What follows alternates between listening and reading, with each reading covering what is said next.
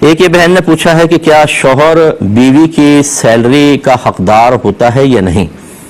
وہ اگر قبضہ کر لے تو کیا حکم شرع ہوگا؟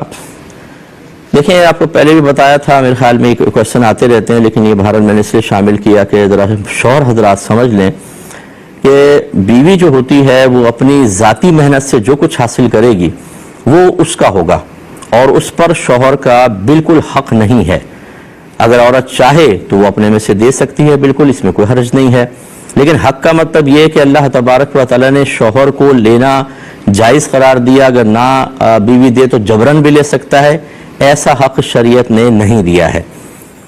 تو حضرت عبداللہ بن مسعود رضی اللہ تعالیٰ عنہ کی زوجہ جو تھیں وہ بعض اوقات جیسے آپ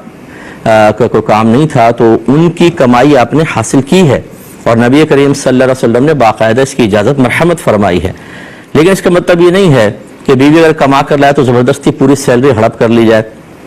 ایک بہن نے کہا کہ میری سیلری لے کر اور اس سے گھر کا خرچہ چلاتے ہیں، اور جو اپنی سیلری وغیرہ ہوتی ہے سب وہ بہن بھائیوں پہ خرچ کرتے ہیں، یعنی اپنے بہن بھائیوں پر، اور تمام یوٹیلیٹی بلز وغیرہ اور گھر کے معاملات میرے خرچے سے چلتے ہیں، حالانکہ نان نفقہ تو شوہر پہ واجب ہے۔ یہ چیزیں شوہر کی ذمہ داری ہیں، بیوی کی تو ہے نہیں۔ ہاں، بیوی اگر ساتھ میں کوآپریٹ کرے تو یہ بہت اچھی بات ہے کہ چلیں گھر چلاتے ہیں، دونوں میں بیوی مل کر کریں، لیکن یہ زبردستی والا معاملہ شرعاً بالکل جائز نہیں ہے۔